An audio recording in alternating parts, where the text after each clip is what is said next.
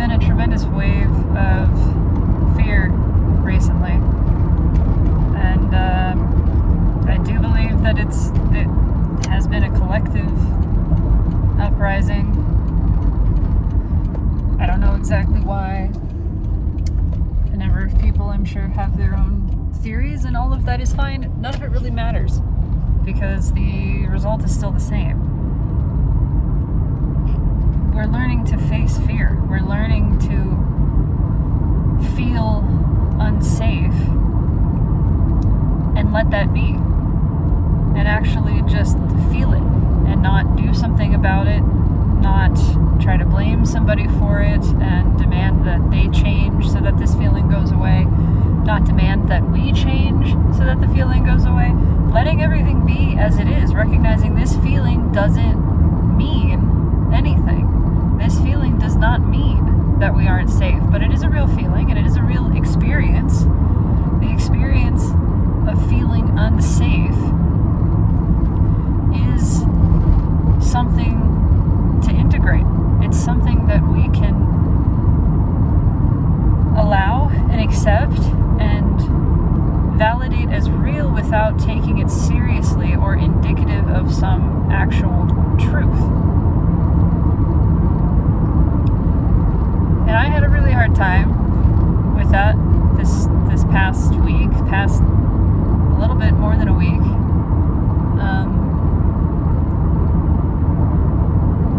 There was still the inclination in me to try to shut it down, to try to talk myself out of it, to essentially move through all of the trauma responses, which also, curiously, seem to me to map pretty directly onto stages of grief, different phases of grief, different types of grief, because grief isn't linear, but responses to grief.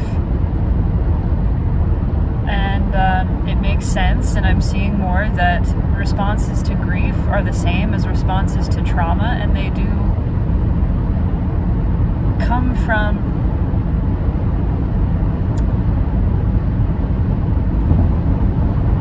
this combination place that is genuine feeling mixed with the fear of feeling that feeling.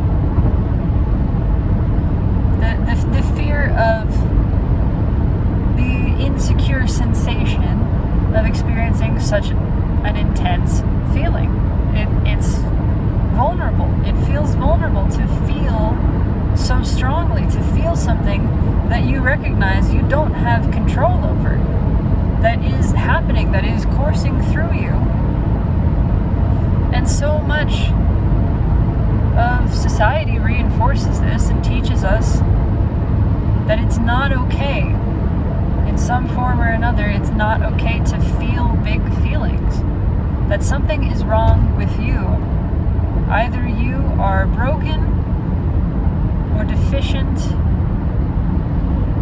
or overly sensitive or just not disciplined enough. Something is wrong with you, and it's on you to learn how to just stop feeling such big things.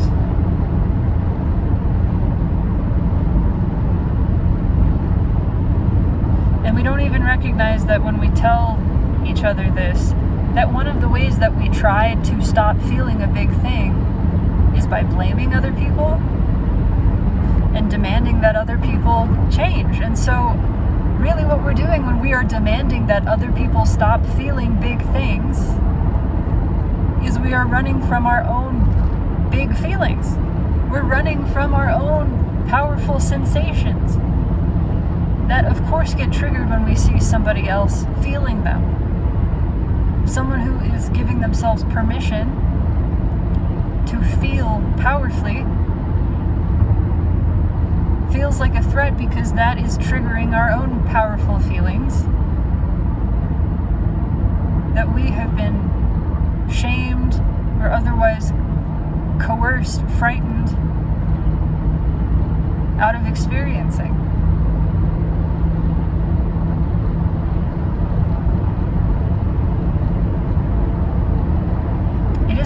wrong to feel powerfully.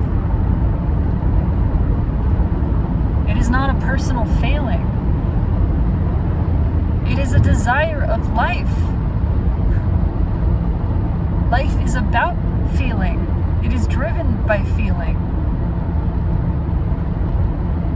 It doesn't have these big, scary meanings that we assign.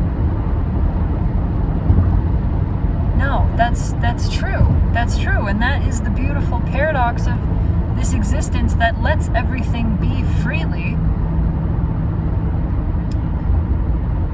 Because the baseline, because pure formless being has no inherent meaning, has no intrinsic fixed assigned meaning, because it is a blank slate and remains that way,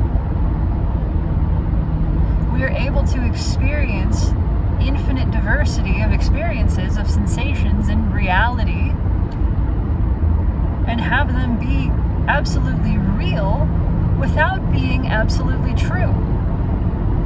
And that's a good thing. That is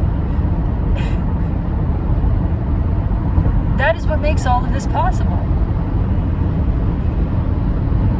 The fact that absolute truth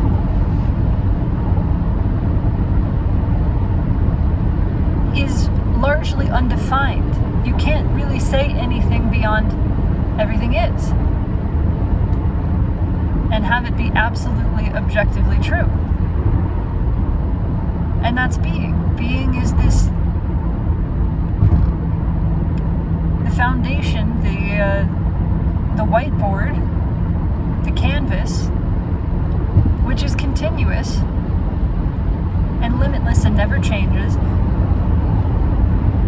And it is no thing in particular. It is, and that's it. You can't say anything else about it. It is. Because there's no other information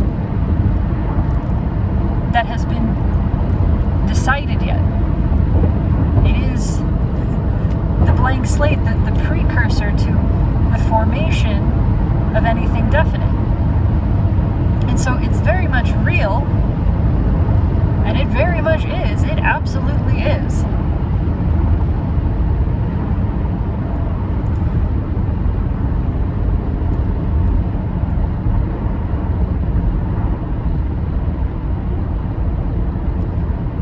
But it has no specifics. There's no detail there, because the detail is what emerges from it and sort of on top of it, inside of it.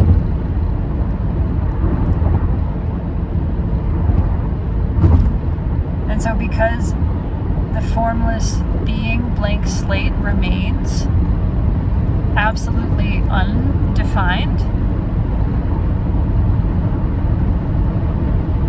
and the only absolute truth is there, because of that, everything can be real. Everything can be realized. We can have infinite stories, infinite universes or multiverses sort of within this broader universe.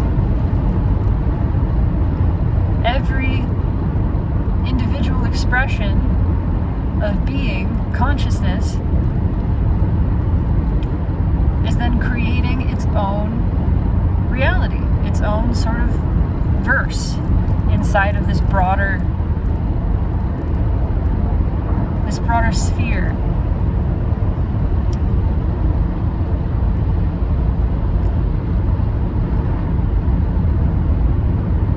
Anyways, this wasn't even what I intended to talk about.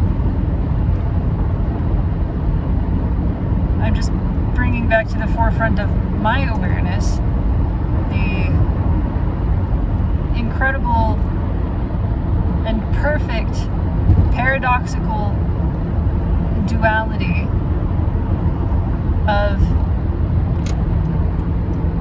experiencing sensation that is absolutely real but doesn't mean anything absolutely.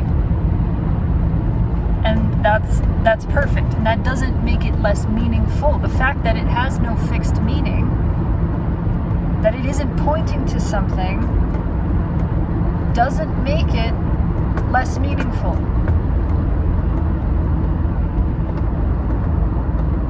actually frees us. It helps us feel secure in feeling these big sensations, because they don't mean anything bad. So feeling unsafe does not mean that we are unsafe, but it also doesn't mean that we deny the feeling of unsafety, because now we realize we're safe to feel it. Actually, if feeling unsafe meant that we were unsafe, then we would be concerned with reestablishing safety. But it doesn't mean that. We wouldn't be able to keep feeling the emotion, because it would be pointing to something else that we needed to take care of. We would need to move on, but we don't. The feeling of unsafety does not mean we are unsafe.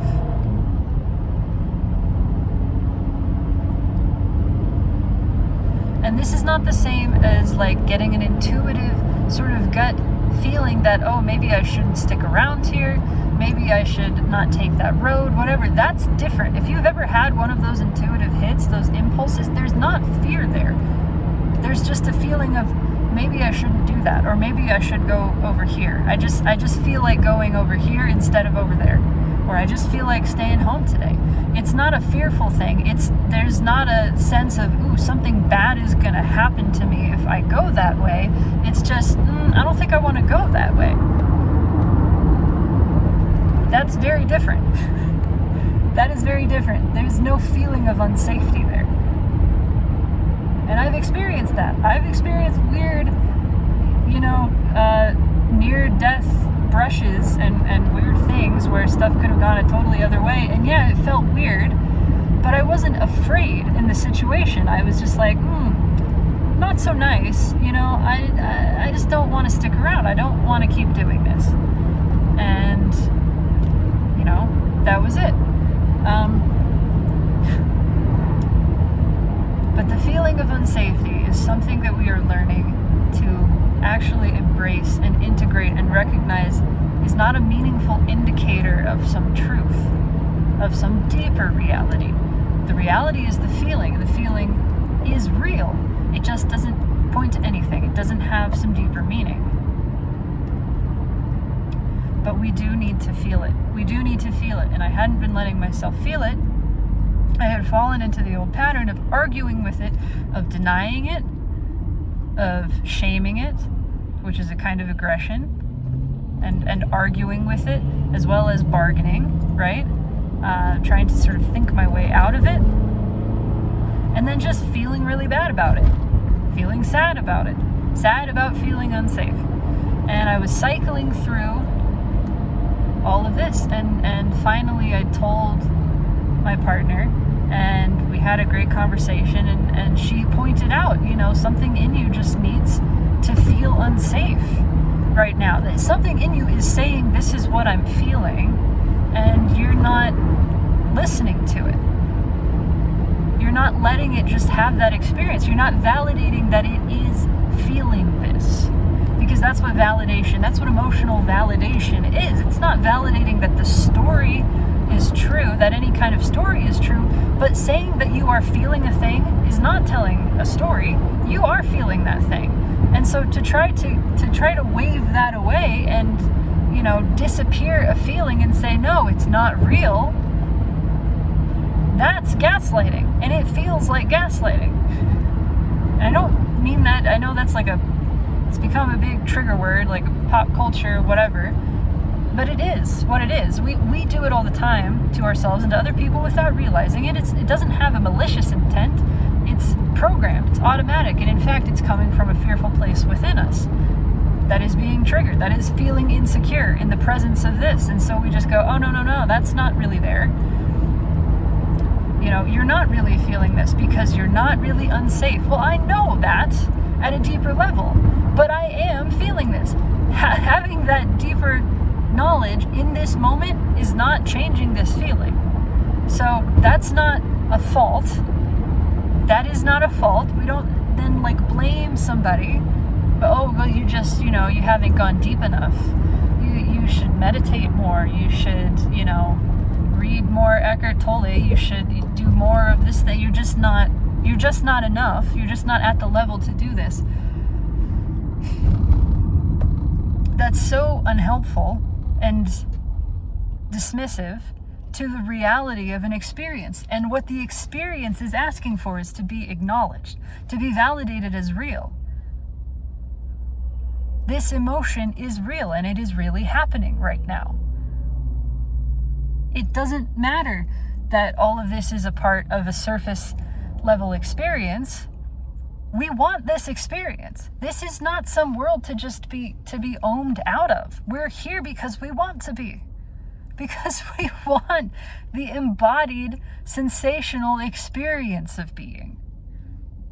And this is a part of that. We can't divide it up. When we start splitting reality into the parts that are acceptable and the parts that are not, we are splitting ourself. We are splitting being. We are splitting God into the parts of God that we think are divine and the parts that we think are evil. We're no longer being as we truly are, which is unconditional and loving. And that's not a fault either. It just doesn't feel good. It doesn't feel good. We can't do that and feel good. That is one. I know that sounds like a conditional thing, and the way that I'm saying that is, but it's a self-contradictory thing. I cannot behave in a way that is contradictory to my nature. I cannot go against my nature and not feel some kind of tension there. It's not a bad thing. It's not a bad thing. In fact, that's a part of the sensation to experience and enjoy also. But in the same way that I cannot stick my hand in a fire and not feel heat and probably be burned, I can't split myself into disparate components and categorize them and hierarchically label them and pit them against each other. I can't divide myself and not feel divided, not feel the tension of that. None of this is even what I really intended to talk about. I was going to mention something else, which maybe I'll just mention briefly, but it's kind of a separate, I don't know, let's see if I can segue into it.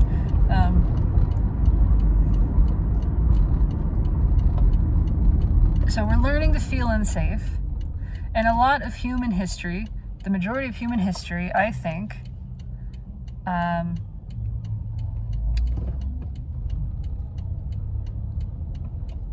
has been painted with this feeling of not okay, or driven by, I don't know the word. I don't know exactly what word I'm looking for. It's just enmeshed with the feeling of not okayness, not feeling safe because we didn't feel safe and we weren't okay with not feeling safe.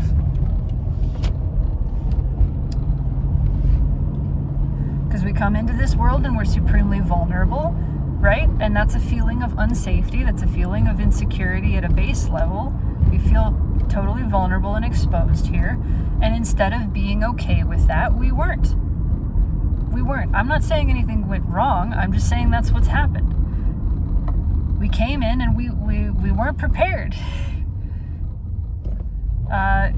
Consciousness wasn't robust enough to come into this experience and feel okay with not feeling safe.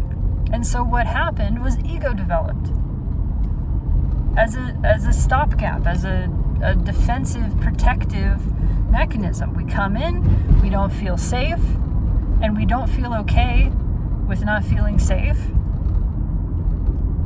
So this voice comes on that says, it's okay, I will find a way to make you feel safe.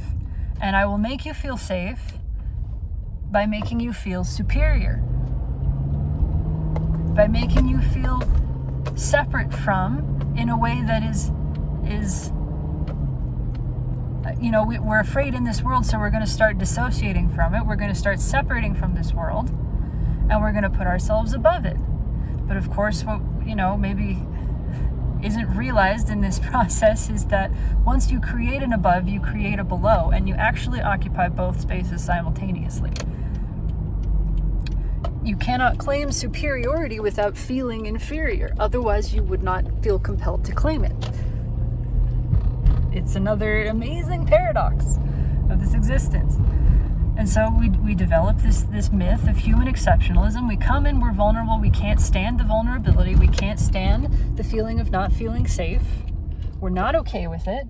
So we develop the myth. Oh, God. Okay, dude. I was there first.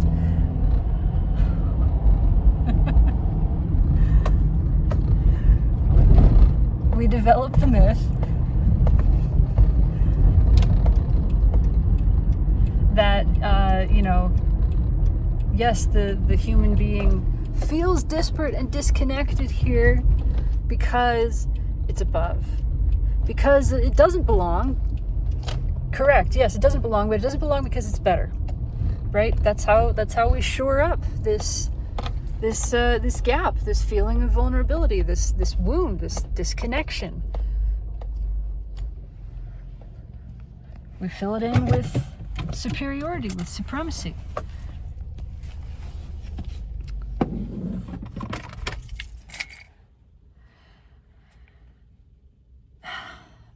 I'm going to keep trying to seg to, so we have human exceptionalism that has guided the whole of human history, born from the discomfort of feeling unsafe, feeling vulnerable, which we are.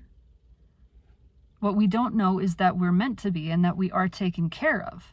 We are taken care of by nature, by life, by the rest of being. It's actually okay to feel unsafe. It doesn't mean that we are. But we didn't have the capacity to recognize that coming in, and we couldn't take it. We couldn't deal with feeling vulnerable. We created this myth instead that said, oh, no, we're not vulnerable. We're at the top. We're the supreme. And from this myth, everything has descended. All other forms of hierarchy. So human exceptionalism demands systemic inequality because we have made ourselves unequal in this system. By putting ourselves above and others below, the rest of the world below, which was really because we felt below, right? So we're really even lying about where we think we are. To make it more complicated, we're lying about even truly believing that we're superior. We wouldn't need that belief if we didn't believe we were inferior.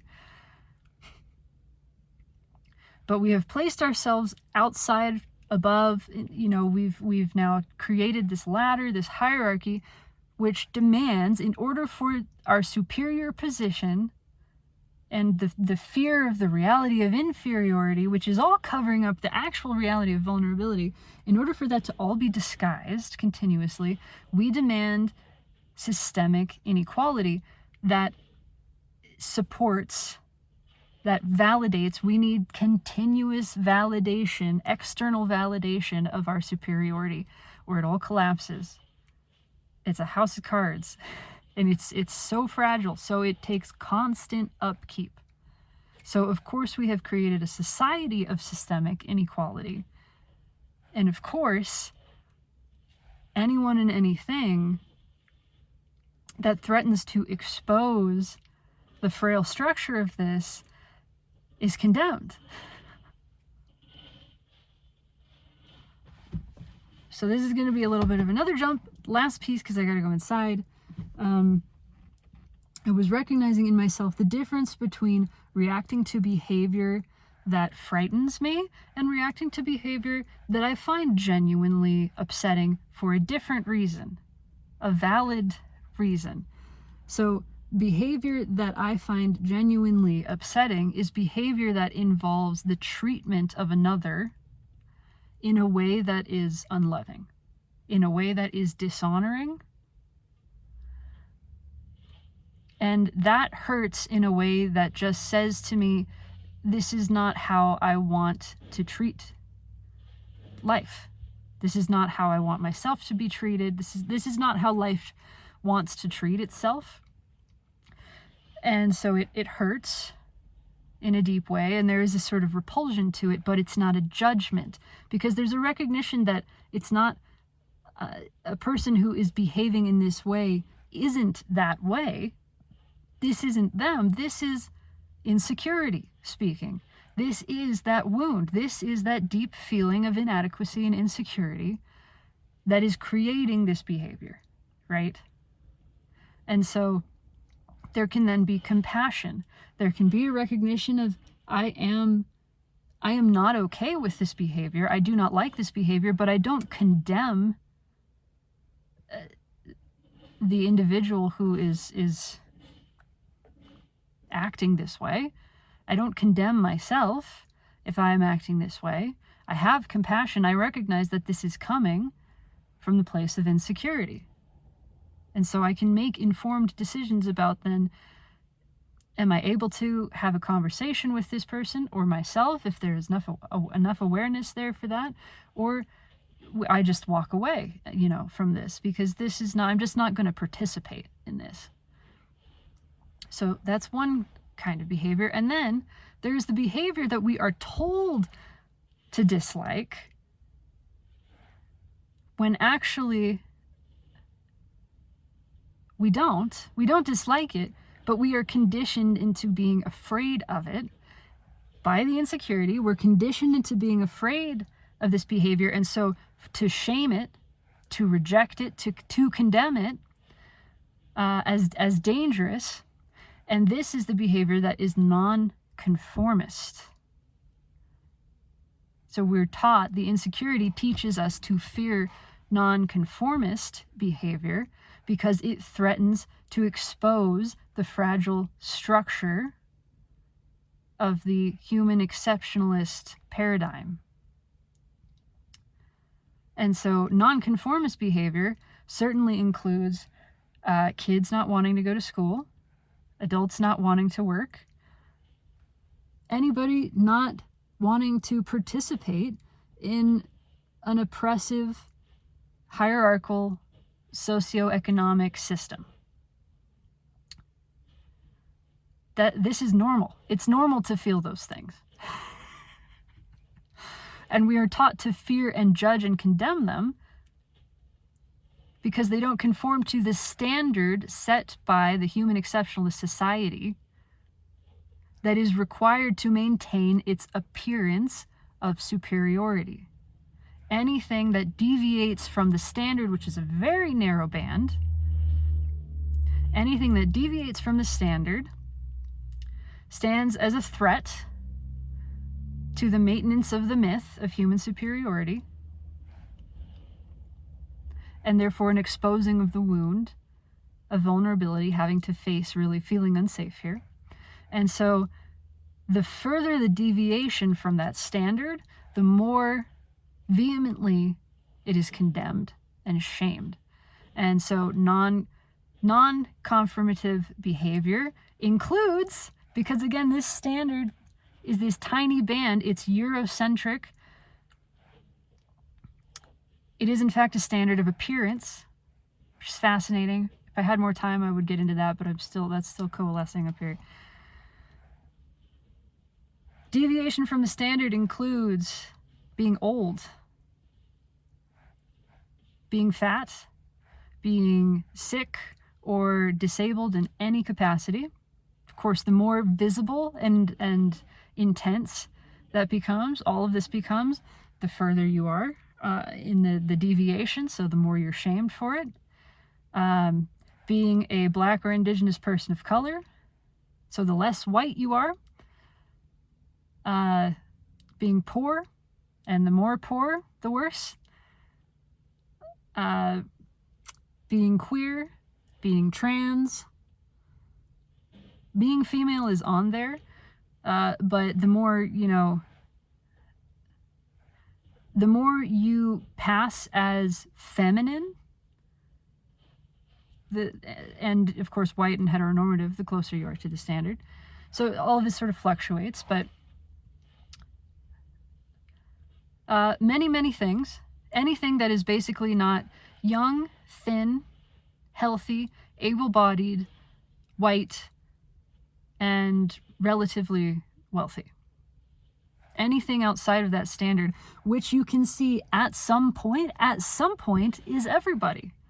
At some point, everybody, even if it's just by way of aging, at some point everybody will fall outside of this standard, which is why it's fought so much.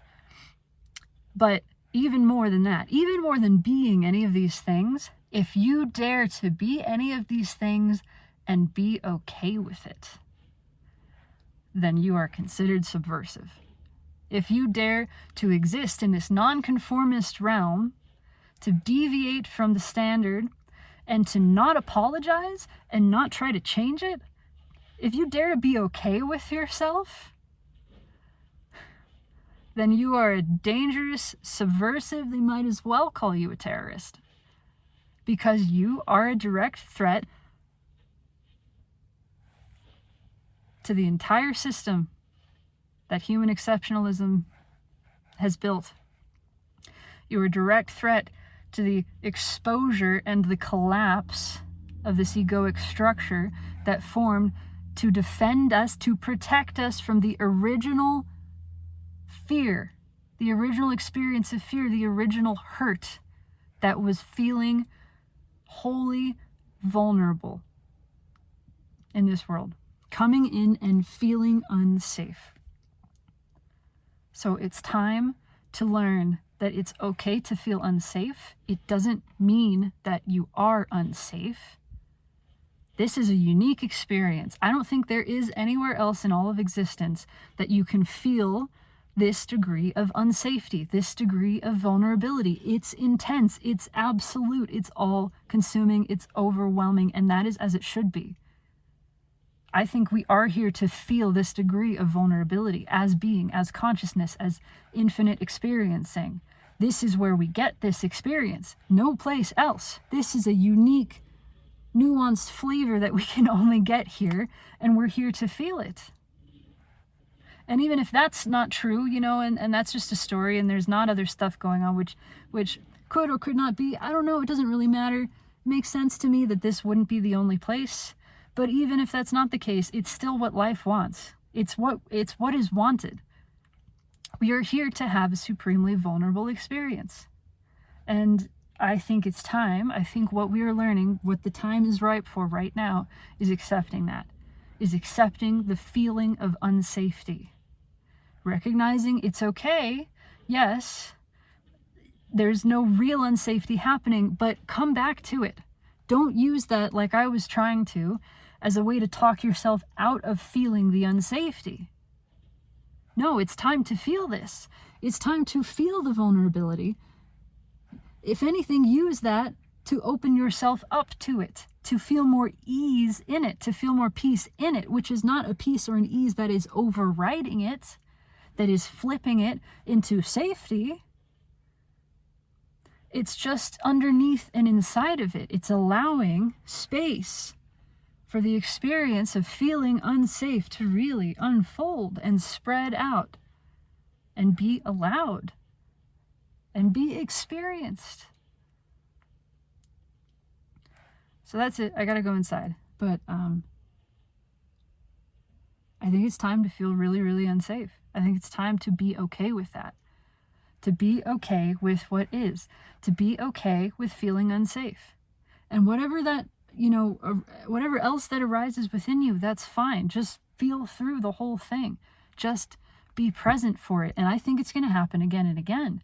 It already has for me. And instead of judging it like, oh, I should have gotten through this already, or, am I messing up and that I'm bringing this back for myself? No, I think it's time that this comes up again and again. And it comes up because we're ready for it now, because we're ready to feel it. And we don't feel it all at once. We feel it in bits and pieces, and it comes back and it comes back and it comes back. And every time we have another chance to take a deeper breath, like a stretch, right? To stretch, to get more deeply into it. So it's going to keep coming up.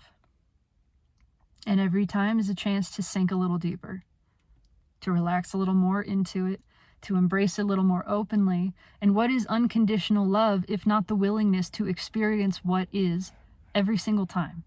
every single time. Not just a couple of times, not just until it's done, not just until we think we've had enough of it and we've learned what we need to learn, to experience what is, whatever it is, every single time that it comes up, no matter what. If it's the same pain, if it's the same pain that's been there 100, 1,000, a million times, it doesn't matter. We're not trying to get it to go somewhere. That's what's here. That's the thing that's visiting right now. Unconditional love is saying, okay, I don't judge you. I don't demand to know your reason to be here. You're here. Thank you for being here. Thank you for being what I get to be here with. I'm not mad that today you are pain and that this pain has come so many times before. You are my friend. You are an old friend. I don't wish you to go anywhere. Come as many times as you want. That means forevermore. That means we're not looking for an end of this. We're letting it be. We're being okay with this. We're not trying to change it. We're not trying to bring it back to the standard. Emotions don't need to also match this fucking standard. Let them deviate. Let them take up the whole breadth of the diversity of sensation all the time. Let them be what they are, and you can feel grateful that you are feeling. Whatever sensation arises, we can feel grateful that, oh my God, there's something to feel. There is feeling here. How good is that? Thank you for coming, feeling. I can't wait to feel you. It's time to feel unsafe and to let it be and to get more vulnerable with it every single time. I love you. Take it easy.